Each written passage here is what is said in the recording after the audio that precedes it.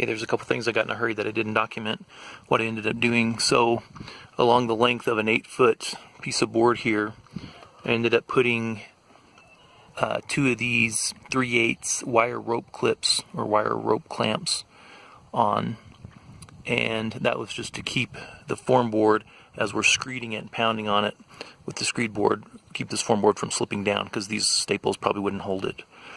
So in this case, the form board actually sat on top of the tire right here. So I didn't put one here or here. You can see a couple places it would be almost impossible to get them in, but everywhere actually I was able to get a wire rope clip, 2 wire rope clips on each board, like there and there. There's a joint. You put one here and there, and one here on the end. And so those are nice and tight. I can pull those off. I can reuse those. And that worked well. It kept the form boards from moving down. I didn't mention was the weed barrier here, where these gaps were in the lower tire bales, where I didn't use the semi-treads to cover up the gaps, okay? Like up there I used the semi-treads to cover up the gaps. There's one, and there's one. And so that really kept the weed barrier supported in the middle.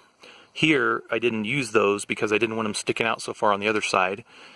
But what that meant was that was a lot of weight for these little staples here to hold. And I was worried that the staples would get ripped out or the weed barrier would tear from the weight of the concrete. So what I did was I just went around and put boards underneath everywhere, like there, like there. Here I just crammed some little pieces of wood underneath here just to support the weed barrier and keep it from too much concrete filling it and becoming so heavy that it just rips it all apart. So that worked well as well. And it was a little bit more extra work, and I almost didn't do it. I thought it'll be fine, and then I'm glad I did it now. So, because this concrete, when it comes shooting out of that hose, it was like vibrating these tire bales while I was standing on them. So it's a lot of force and a lot of weight. Of course, the thinner bond beam you pour, the less weight it's going to be. Didn't document on video was I showed you the hole that I dug here for this footer, but what I ended up doing was building a box frame that was 11 inches on the inside, 74 inches lengthwise, 36 inches deep. Built that out of the OSB and just stapled it together, and I realized that that's not going to hold at all, especially with this amount of concrete in it. So what I did was I back buried it. I put some bracing down inside, a couple pieces of 4x4 down inside at the very bottom to keep the bottom from squeezing in, and then on the top here, and then I just started backfilling it, and then on the top here I made these 3 boards just out of OSB, and what they did was I dropped them in 1, 2, 3 on the top just to keep the tops from caving in, and then I backfilled it with dirt. Of course, this is 2-inch rigid foam insulation on this front edge, on that edge over there, and that's all 36 inches deep, goes all the way to the bottom of the form. Okay, and then I built a rebar frame. I just welded it up, and I'll show that video next of the rebar frame that I built, that I dropped inside.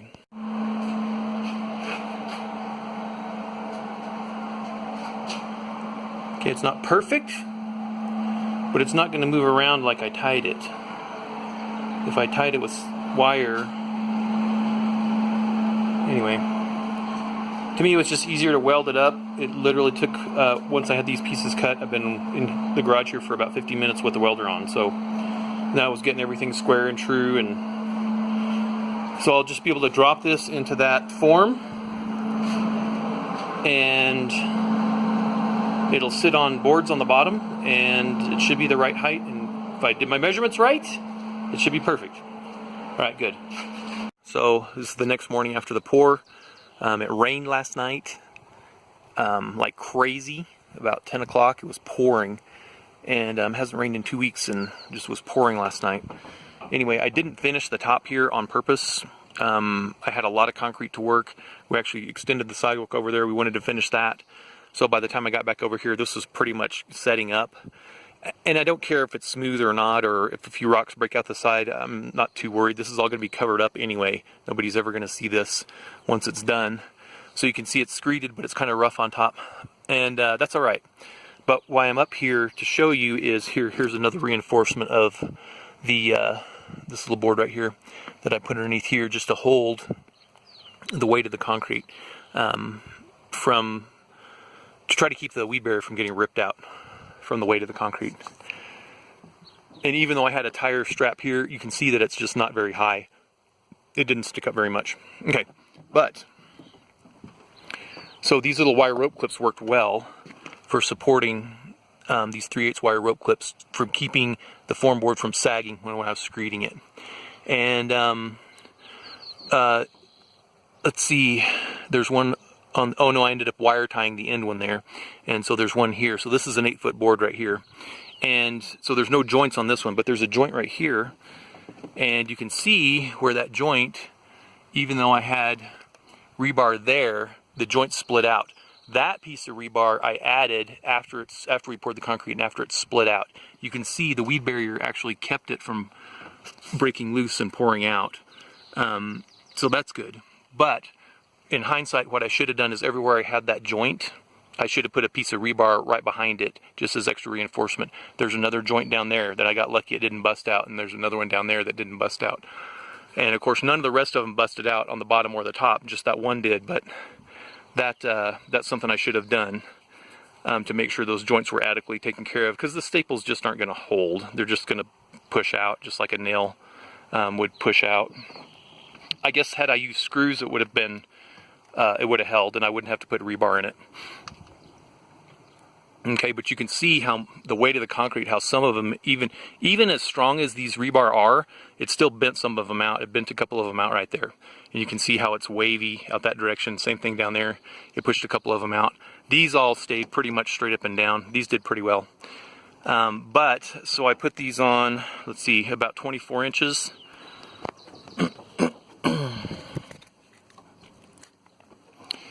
So 24 inches was just barely enough. And if I do this again, I might even consider putting them a little bit closer. So, but 24 inches seemed to do the trick. I wouldn't want to go any wider though, because I'd worry about this OSB, unless I'm using stronger wood. If I was using stronger wood, then I probably wouldn't worry about putting so many of these in. Last thing I would do, different.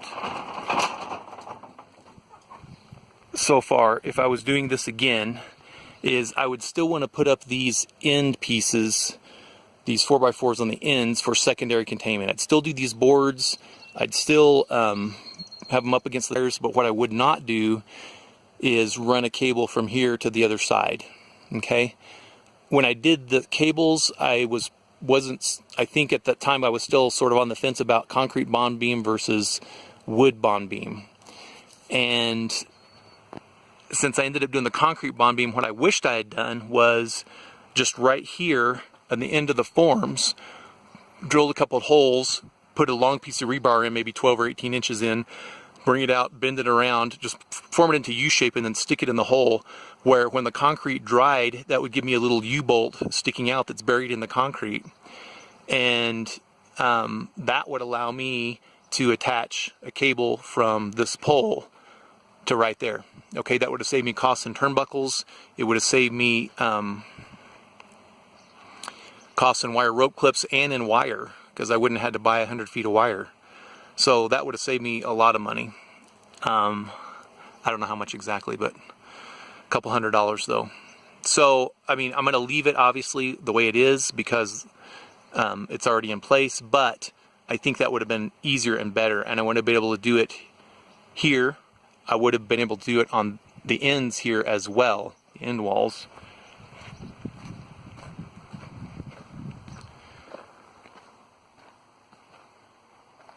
Or even a concrete anchor, I guess. You could put a concrete anchor in, just drill a hole, put a concrete anchor in, pour the concrete, and then you'd have a threaded bolt head or even a big eye bolt that you could tie to and then just run a wire from here to here, just to keep these poles supported this way. Okay. Okay, so these are 6-inch concrete anchors, L-shaped concrete anchors. And my plan was originally to put a 2x6 board all the way across here to be able to anchor my windows to, my window frames to, but I'm going to use a 2x8. So I ended up putting this right in the middle of a 2x8 board.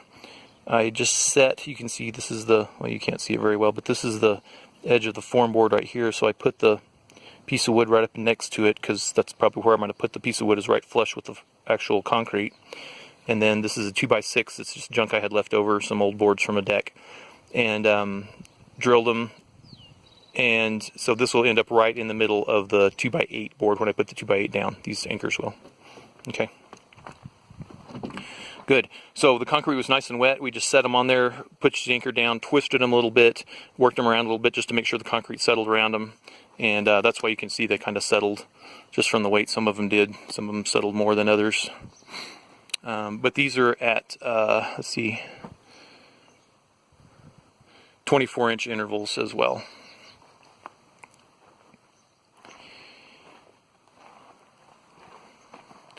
And then I put a few on the outside here because this is going to be where the window frame ends up on the outside here. Okay, good. So I'll let this harden up for a few more days, and then I'll pull the forms off. I hopefully can chuck up the rebar here with a drill and be able to pull the rebar out. I'll have to pull all the wire rope clips off.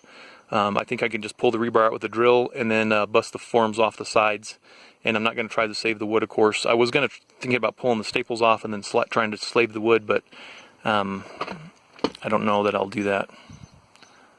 I think I'll just junk it. Okay, here we are on the top. Now, before we poured the concrete, I could stand up here and try to rock this, and I was able to rock it somewhat side to side like this. If I put a foot here and a foot here, and I try to rock it side to side like this, just by shifting my body weight, and I could feel a little bit of movement. Okay, and then I try to rock it this way, long ways along the long axis of the wall, and then I could rock it a little tiny bit. I could barely feel it, or maybe it was my imagination, I don't know. But I got up here last night after we poured this. It was still wet, and I stood here and I tried to rock it, and I stood on each side and I tried to rock it, and it doesn't move at all. It is solid. So this is just what I was looking for and just what I needed. I wanted to stabilize these so they wouldn't move at all, and so far it's doing good. Alright, so when I ordered the concrete for this project, I calculated at 4.5 yards, and I went ahead and ordered 5 yards, a little bit overkill, just to make sure I had plenty to make up for the nuances of the top of the tire bales, because this is not exact. Obviously the top of the tire bales, it varies so much, and so I kind of got an average depth measurement. The width and the length was fixed, obviously, but then the depth is what varied so much. So 4.5 yards to fill this, and then the 2 bond beams, and then I ordered another ½ yard, so 5 yards total. We ended up with those 2 wheelbarrows full of concrete and then a couple 5-gallon buckets. We used most of it to pour this little pad over here to continue the little sidewalk that comes out that door, and to finish that. And then the rest of it, we had probably 4 or 5-gallon buckets of concrete still in the loader. So what we did was we practiced some packing out, and the concrete was starting to get pretty thick, you know. It was still workable, but it was kind of getting heavy, so we just started cramming them in all the holes. Well, some of the holes are kind of big. Like along the edge here, it wasn't a big deal. The concrete didn't really, you can see some of the concrete fell through. But so some of these places, it just went in real easy, but some of the places had big holes. Just like right there, there's a big hole right there. So what we did was we put screws in on some of the smaller ones, just like 2 or 3 just quick cheap drywall screws, and that was enough to hold the concrete, and then you could just pack the concrete right there when it would hold it. But one of the guys I work with was busting up 40 feet of sidewalk at his house, and had asked me, is there any place besides the dump that's 45 minutes away to dump this concrete? And I said, yeah, at my house, because I'll use it for filler. So he brought 2 trailer loads of it out, dumped it right here, and this is just a busted up piece of concrete that he busted up with a sledgehammer. And so what we did was, for these bigger holes, we'd take chunks of concrete and just kind of cram them in there just as filler, and put a piece there, put it, you can see you can just cram it in like this, and pound on it with a hammer or just jam it in and then put concrete around it. And so that's what we did here. There's probably several pieces of concrete here. You can see we started here, and just to use up the rest of this concrete, we just kind of started packing. You can see a piece of concrete sticking out right here of old concrete, waste concrete, and there's a piece. We'll have to put some more here, and then where there's still kind of big holes left over, we'd put a couple screws in just to something, gives concrete something to bite to. So it worked well, and used up a lot of this. So this is, you know, we could be filling this with bottles or cans, which is fine. That's reusing waste, what would be trash. But this was trash too. It was going to the dump, and it was going to be landfill. So if we can use it for thermal mass here, better than cans and bottles, that's what I'm using. So we're going to, my plan is to use a lot of it to fill these holes before we put the lath over it and do the final coating. Also, where the tires curve underneath right here, like that, I'm going to be packing it all up inside there so that we'll have good thermal mass all the way down, and it'll be filler to give me more of a flat kind of wall. And that's just for aesthetics. The wall doesn't have to be flat, and it's not going to be exactly flat and exactly perfect. But that's kind of part of the building process for this is it's not going to be a perfectly flat drywall wall like you'd see in the end of a house, and that's okay. I don't care for that here, and I don't have to have that here. So the purpose is to be somewhat aesthetically pleasing and be good thermal mass, and I think we're going to accomplish that with these pieces of waste concrete blocks, just like this one right here, and these right here. We're going to use all those